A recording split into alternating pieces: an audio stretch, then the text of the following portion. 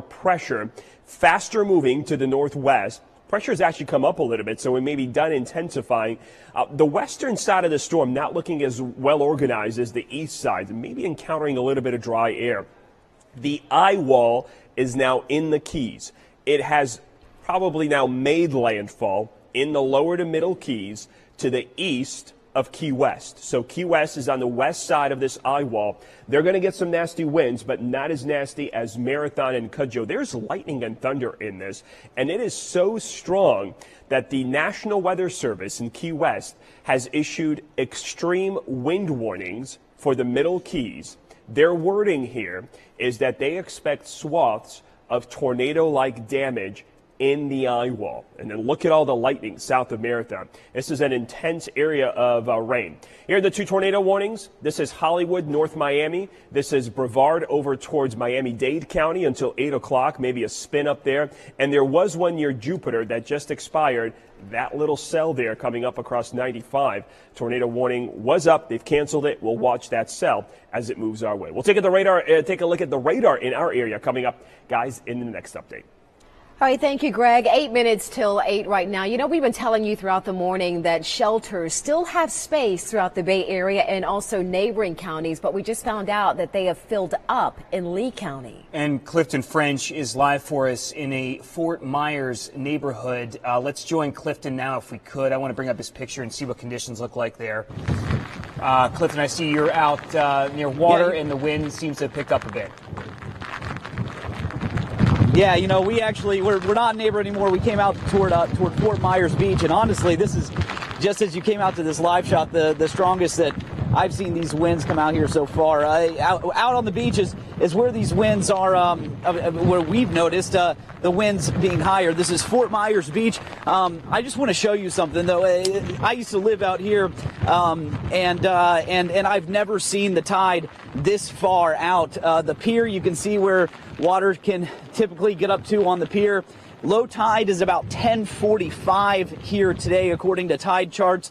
So, you know, the tide is going out, but, you know, this is what we've seen before storms out here. But these winds really picking up out here. Now, this area has, for the most part, been evacuated. Most people have taken off out of here. They are expecting, you know, quite a bit of storm surge right in this area. Right now, I mean, we're planning to get out of here, you know, as soon as this storm really starts to pick up. But right now, we're feeling it come in. We're feeling all of that. Now, I want to talk about those shelters. Most of those shelters did fill up. At last check, I saw that there were still 3. If people need to find shelter, if they're in an evacuation zone like this one, they need. There are those 3 shelters, but most of them, once again, at capacity. So those 3 shelters throughout Lee County. But very, very full. Germain Arena is full, and Germain Arena, I think there are about 5,000 people inside of that shelter. But these wind gusts and this rain is just really starting. It rained, you know, off and on all night with wind gusts, but this is definitely the strongest that it's getting. You know, we can feel that storm really starting to you know, creep up this way. So we're gonna keep you posted. We're gonna head around all over here. We're eventually going to take shelter ourselves, and so we'll bring you all the updates that we can as this storm approaches Southwest Florida right here. I'm reporting live in Fort Myers Beach. Clifton French, ABC Action News. All right, thank you, Clifton. As you can see right there, conditions are really beginning to deteriorate. Again, he was in Lee County in Fort Myers, but it is also raining here in much of the Bay Area as well. We've been telling you throughout the morning that conditions are really going to start getting bad around maybe 10 o'clock, noon today, which is why we're urging you, if you have to go out, you absolutely have to go out and you want to try to find shelter or maybe find a safer place to ride out this storm, do it now. Do it now before they start to get really bad and before we get to a point where the conditions are just dangerous and you cannot go out anymore. Couldn't have said it better myself. That's exactly it. Now, we have ABC Action News reporter Brian Callahan right now. He has an update. He's in Palm Harbor for conditions there. Let's go out to him if we can. Brian. Oh, Brian, good morning. What can you tell us? We're starting to see this attic activity, Chris. It's going to be especially dangerous here in this part of South Florida.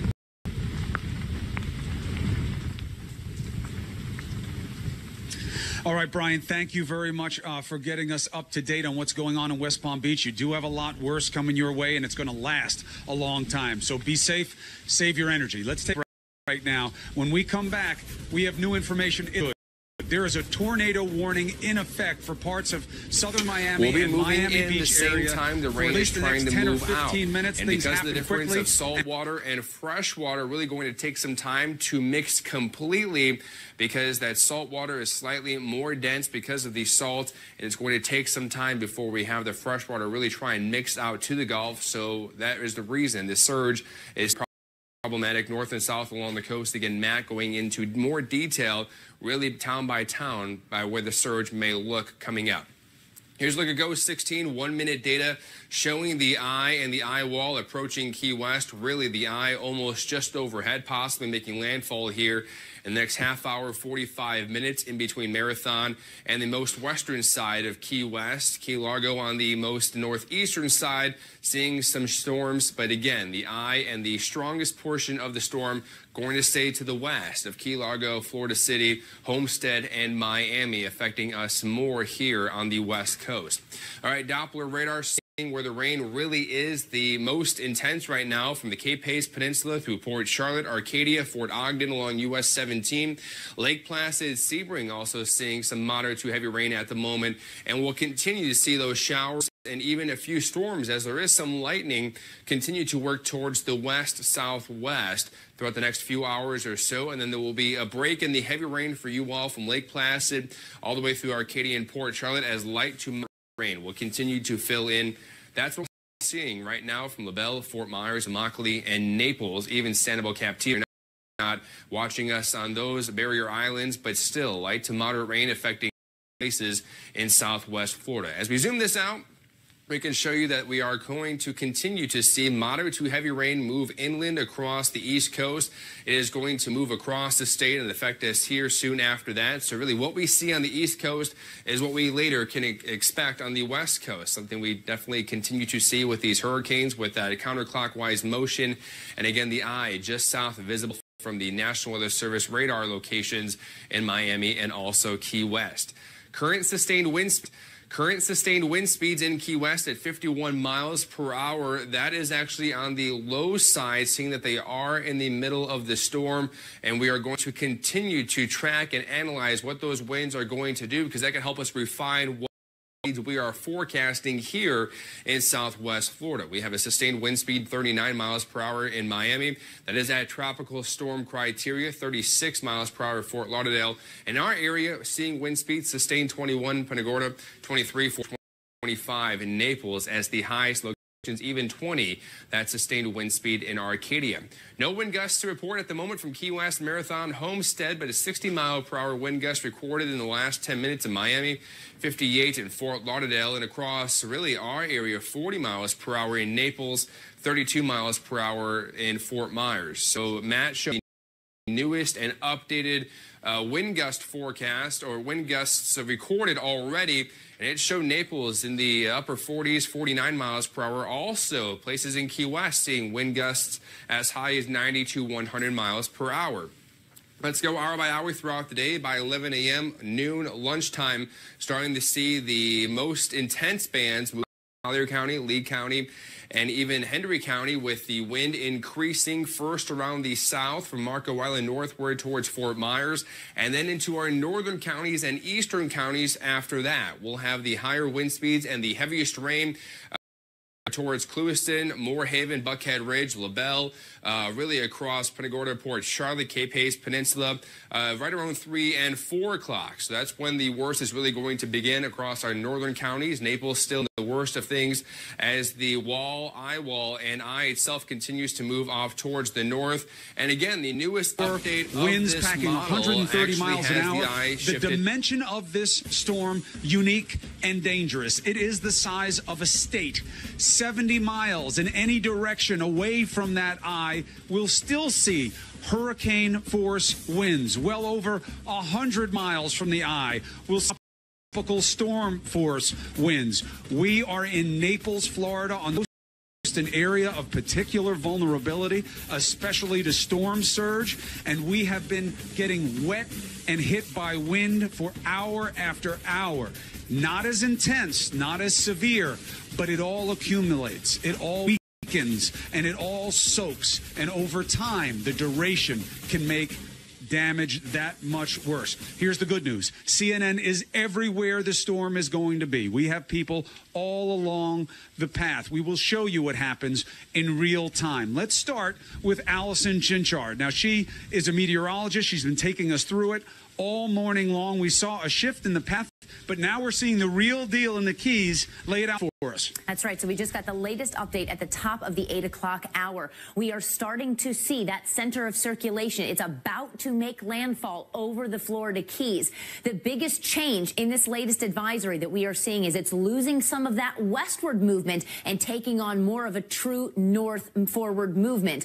Okay. And even slight changes like that, going from, a little bit west to more north-northwest, that can ultimately change your times for some of these places. So again, it may seem so insignificant to have just a couple of those things change, but it has a big impact on the landfall times. Here's a look. We've been talking about that northern eye wall beginning to make its way into the Keys. That northern eye wall is now crossing over. We're about to get into that central circulation wall, meaning many of these keys from Key West over towards Marathon are now getting hit with some of their strongest winds that they are going to see, in addition to likely the heaviest rainfall that they've been experiencing. That system is going to continue to push up the west coast of Florida, impacting places like Fort Myers, then Tampa as we get into the late evening hours, and then up towards the panhandle of Florida and into other southern states, such as Georgia, South Carolina, as well as Alabama when we push into Monday.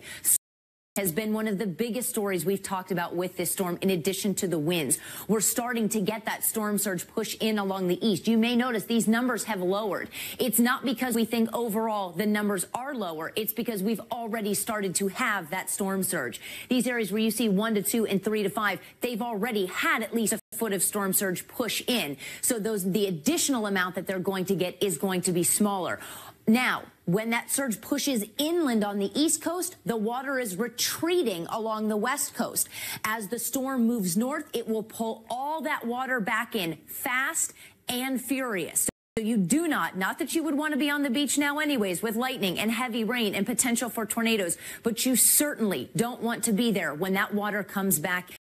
In addition to surge, we've talked the winds. Take a look at some of these numbers. 135 for the maximum wind gust expected around Key West. 137 for Fort Myers. Even as far north, say, as Tallahassee. Again, we're nearing 100 potential miles per hour for that maximum wind gust. We've also seen the expansion, Chris, of the watches and warnings across the southeast states. We're taking the hurricane warnings all the way to the Georgia state line and inland some. But even the city of Atlanta, Chris, now under a tropical storm. 52 of 67 counties here in Florida, hurricane warning. This cannot be more serious. The governor has made it plain for days, and now the reality is here.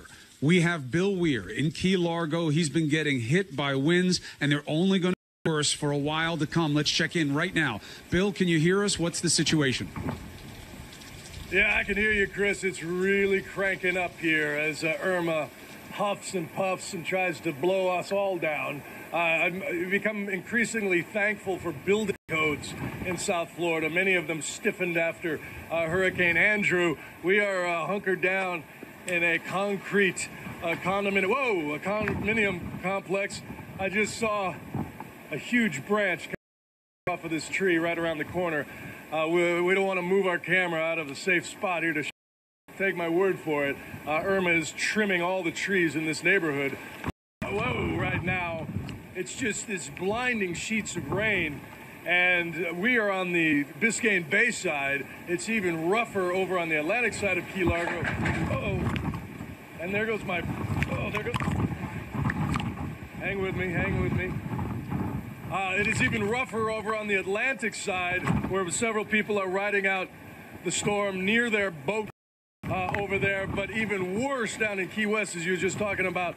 with Alice and Chad Myers, the meteorology team here, are so precise. They called us and said, it's going to happen. It's going to hit you at 8:15, 8:30. And boy, were they right. But the wave crest we're seeing over at the southernmost point wall down in Key West, the streets that we've seen, some of the live cam pictures where we were doing live shots from in front of Sloppy Joe's on Duval Street, the water is coming up there. So it's the wind and the water. You hide from the wind, you run from the water, and the urgency has only gotten better, has only gotten stiffer since we've been here, Chris.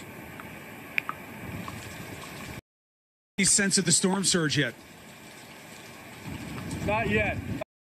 We don't have a good vantage point to get a sense of it. We're looking at these live cams from Key West to try to gauge that, but we won't be able to go and get out and explore for several more hours because we don't want to catch a street sign in the side of the vehicle or in ourselves, obviously. All right, I got you. I can't in good conscience leave you out there getting pelted. Get inside and take some shelter. I'll check back with you later on. Give me a heads up if we need to come to you, okay? That's Bill Weir and his team in Key Largo. We also have John Berman. He's in downtown Miami. They are now feeling more of the real hurricane-type impact there. He's on the water. He's been seeing it change in real time. John, how is it now? Windy, Chris. We actually had to move our shot. Not for me. I'm going to get wet and blown around no matter where I stand at this point. But our camera needed more protection because the wind was just being blown straight into the lens and you couldn't see anything. Also, I mentioned a few minutes ago while I was on TV last time that we saw a piece of wood fly off this.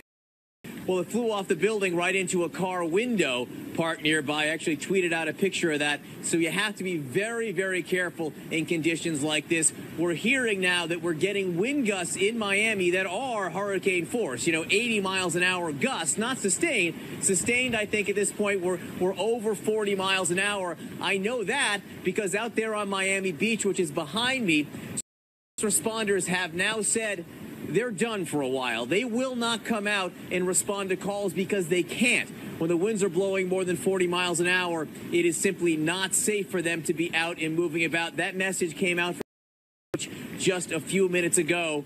Tornado warnings for southern Florida. Everyone's phones went off en masse a few minutes ago telling people be careful, be on the lookout because these winds are picking up and they are swirling. I mean, we felt them swirling it now from every possible direction. Did check again with the power company. 300,000 people now without power in Miami-Dade County alone. That number has doubled, Chris, since 5 o'clock when we first came on TV this morning. So the power outages continue to go up as the storm continues to gain intensity over Miami-Dade County. And we can't say it enough. The worst is still to come here, and anything we get here isn't as bad as what you're going to see over on the West Coast as this remarkable day continues. Chris? Intensity and duration. We're going to get it worse, and it's how long that it's been happening because everything gets more vulnerable with water, wind, and time. And you gave us those latest numbers in power. Control room, if you can get better numbers, let me know. What I was seeing is a raw estimate of at least 500,000 people without. And the word from the government here is that it's not going to be just hours. It will be days and weeks. John, get inside. Give yourself some cover with what's going on right now. Get a sense of storm surge down there also. As John has been telling us, he's watched the water change on that shoreline. He watched a dock break away that people tie in their boats to. But the storm surge hasn't come in yet. And once it does, that's what we really need to start to watch. Why? Because the wind catches your eye. It's the spectacle. It always gets the headlines with the miles per hour. But the number one cause of death in a hurricane is drowning. And that's about storm surge. So we're going to take a break here. When we come back, we will check in with all the areas that Irma is hitting right now. And just as important, we'll tell you where she's headed next and when. Stay safe if you're in Florida, so we please. just got the latest and if you're update watching, at the top of stick the with 8 o'clock. CNN. We're starting to see that center of circulation. It's about to make landfall Florida Keys. The biggest change in this latest advisory that we are seeing is it's losing some of that westward movement and taking on more of a true north forward movement. Okay, again, even slight changes like that, going from, a little bit west, more north-northwest, that can ultimately change your landfall times for some of these places. So again, it may seem so insignificant I don't know how to have anybody's going to just a couple survive. of It's those going to things go all the change, way but up it to has Fort a Myers, big impact. Sarasota, Tampa, St. Pete have storm surge. So I know every first responder's job is to protect every person that's in this state, and we're going to do everything we can to keep everybody safe and alive. Governor, we have some questions for you. Governor, I know you just mentioned that 15-foot storm surge in the Naples-Fort Myers area. You just said it's hard to imagine how anyone could survive. Tell me what your fear is. Well, my fear is that, people were complacent. They waited, and didn't get out. And now it's tough to get out there. The winds have already started. Last year we had a hurricane in the Panhandle, and I had the same issue. You just work to get people out. I had a lady I talked to afterwards that she stayed in her house because of her pets, which we all understand. Mm-hmm. The water started coming in. It got to 3 feet. She had a small one-story house. She walked outside knowing she was going to die, and just thank God for her. There was a high-water vehicle that picked her up and took her to safety. I just hope everybody, got to safety. It's hard to respond right now because of the wind and the rain. But I know our first responders will get back out there as soon as they can. Mm-hmm. We're already losing power. We're losing cell service. I know a lot of people are worried about their loved ones. I know our first responders, our emergency management people, will get out to help rescue people as they possibly can. Governor, you have certainly been very vigilant and very present during this whole process, a very calming force. And I'm wondering if you feel that the state has enough resources to help the people that will need it. Here, we've done whatever we can to be prepared. Of course, there's always something more you can do, but here's the problem.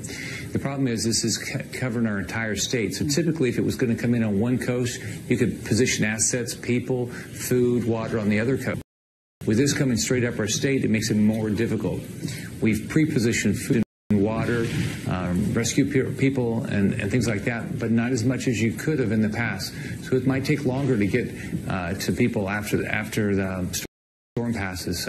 But I know President Trump has committed all the federal resources. I've committed all the state resources. We will not spare any expense or resource to protect our citizens. My primary goal is to do everything I can to keep everybody alive and safe. I know that prayers work, and I heard you issue the call for prayers. You can expect people praying for you all right now, and you said we're going to get through this neighbor helping neighbor. That's right. We're going to take care of each other. This is a great state. We have wonderful people, and we've been through storms. Nothing like this in our lifetime, but I know everybody's going to do everything they can to protect everybody else. Governor Scott, as always, thank you for joining us and keeping everyone informed. Thank you. And we're following some new tornado warnings at this hour. We're going to have the latest on that next. But first, time to check your local weather. On the landfall times, here's a look. We've been talking about that northern eye wall beginning to make its way into the Keys. That northern eye wall is now crossing over. We're about to get into that central circulation of the eye wall, meaning many of these Keys from Key West over towards Marathon are now some of their strongest winds that they are going to see, in addition to the heaviest rainfall that they've been experiencing. That system is going to continue to push up the west coast of Florida, impacting places like Fort Myers, then Tampa as we get into the late evening hours. In Naples, Florida, on the west coast of the state, this is an area of particular vulnerability. It can't take a lot of storm surge. It is going to get a lot of storm surge by the latest projections, and we've been getting hit with band after band of rain. We haven't seen anything like what is going to come this way. And it is futile to try to stay dry. I'm wearing a hat. I don't even know why. Everything is going to be wet. It is the reality of being here, and it's the least of concerns. Let me show you some of the picture of what Hurricane Irma has done so far. We have cameras all over the place. to get you some roving sense of the reality here. And I'll give you the numbers that are the latest headlines as well. The storm is a solid Category 4, re-energized overnight, going over warm water. It is the size of a state. Irma is uniquely large. Hurricane force winds are going to extend 70 to 75 miles in every direction from the eye. Force winds are going to stem over 100 miles an hour in all directions from the eye. We have seen a raw estimate of about 500,000, 500,000 people without power. The authorities say to expect 3 to 4 million to lose their power. They say 36 million people are exposed to this hurricane. 52 of the 67 counties in Florida have been issued hurricane warnings. Okay, this is literally now statewide. They're going to be dealing with two things: intensity and duration. What you're looking at right now doesn't look great, but let me tell you something. That was good news. The storm surge hasn't happened yet. That picture of the beach, that's nothing like what you're going to see. Storm surge is going to be the story here. The wind gets the headlines, the miles per hour, but the number one cause of death hurricane is drowning. I keep saying that for people because we need them to be careful about storm surge. Flooding, drowning, that is the concern where people are involved. All right, so those are the numbers. Right now, the part of the eye wall is impacting the Florida Keys, Key West specifically. So we are now at the beginning, but we are still seeing the least of the worst. We're going to start checking in with people now. Where do you want me to start at? We start with on the whip. CNN has assets everywhere. Okay, so this is what we're going to do.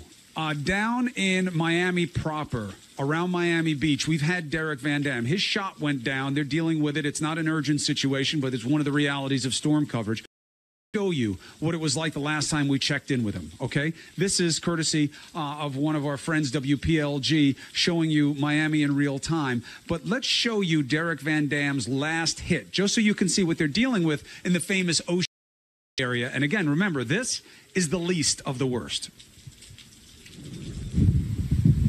All right, Chris, I feel like I'm feeling the backwash of a jet engine. It just stings every time when these gusts come through. Sand from South Beach, which is about 150 feet to my left. Look at what is happening to these trees behind me. You can see how they're getting bent over. We have some of them that have completely snapped. There's flooding in front of me from the heavy rain bands. And I don't need to state the obvious here, but we are officially in hurricane conditions. We have Fisher Island just to our south, a mile to our south. They're reporting 79 mile per hour sustained winds. Gusts have to be higher than that, 80, 85. I'm going to pan this way with my cameraman because you got to see down Ocean Drive. That is dangerous, and we're protected here, just so you know, but that street sign is wobbling out of control, and there's another pedestrian sign behind it that was a particularly strong. Sorry, guys. There's another sign behind it that is toppled over. We've had some structural damage at the hotel that we're staying in, but it's some of the awnings that are on the roof of the hotel, and it's just getting more and more intense here, Chris, as the hours go on, and we feel like the worst of the storm is still yet to come. So anyone who didn't heed the evacuation orders here in Miami Beach, it's time to bunker down. It is time to take them seriously. Do not come back to the evacuation zones. It has just begun, and it's going to get worse. Chris? Well, nobody's going anywhere in those conditions. We'll check in with Derek. We'll make sure that he's okay once they get their shot back up. You know, there's all this stuff that goes with being in a hurricane. Everything gets affected adversely. All right, so we're going to give you another point of view now. So we're going to go up the East Coast north from where Derek was to Fort Pierce. There, courtesy of one of our affiliates, WPTV, we have Alyssa Hyman, who sent in this report of the reality on the ground there right now. Let's take a look. All right, well, we are just getting pelted here in Fort Pierce. You can obviously see these winds and the rain just pelting us. We are standing in about 1.5 feet of water here in Fort Pierce. This is the intersection of Virginia Avenue and Oleander Avenue. Obviously, you can see just the standing water that's here in this intersection. And if you look over here, this is what we're dealing with. We've got cars just stuck in the water. And I do believe that the water has gotten higher since we've been out here. Obviously, this car not going anywhere. We've seen some tow trucks out here trying to help, but at this point, it doesn't look like these cars are moving. First responders coming out here a lot. There's 2 cars over here that are stranded. We saw the owner of this car come out here, try to get it moving, but at this point, they're not getting it anywhere. And you can just see these bands that we're feeling right now. They're extremely strong. You've heard Glenn talking about it, the winds, the rain, and obviously just pushing this floodwater west. We're hearing from the county at least 20 intersections seeing this kind of flooding. We're seeing cars drive up the intersection, seeing what's going on, having to turn around, make a U-turn, realizing it's just not safe to pass. You can see we've got some first responders out here. These are the only people that should be on the road. I'm going to turn a little bit to the side so it's not as strong, but this is what's going on out here in Fort Pierce. You thought the track of the storm is west, but we are still feeling it very strong. This is a message to everybody out there to stay home. It is not safe out here on the roads. You don't know how deep these waters are, and it could be very dangerous. Look at these stranded cars. I'm going to send it back to you guys in the studio. All right, Alyssa, thank you very much for that report. WPTV, one of our affiliates. Everybody's working together on this. We are all in the storm coverage. Now, Alyssa said something there very important to hear. This is the least of the worst. That's the eastern coast of Florida. It is the west coast where we are here. Naples, Tampa Bay, north of us. These are areas of particular vulnerability and now much more in the storm's path. So we're going to take a break here because we've got a long way to go. We're not supposed to see the roughest part of this here where we are until tonight. So how will we hold up over time? The impact, the duration of the storm is part of the story. We'll bring you more updates from areas that are getting hit right now. Stay safe if you're in Florida. Stay together. That's the best hope you're going to have until first responders can get back out after the storm. And if you're watching, please stay with CNN. It's not worth it. You know, your house can be rebuilt, your life can't. Collier County residents making the last-minute decision to leave their homes. I have 4 kids all over the country that like, Mom, get out of there. So I don't want to have them worrying either. So it's to be here, to be safe, and again, there's a ton of room, and it's actually pretty nice in there. No regrets about coming? No regrets at all. Gulf Coast High School is the only Collier County shelter still open, and people continue to show up here, despite conditions beginning to get worse outside because they believe this shelter is safer than their home. Yeah, I get out. Of course, I might get cleaned out because I don't have hurricane shutters. Mm-hmm. I might go back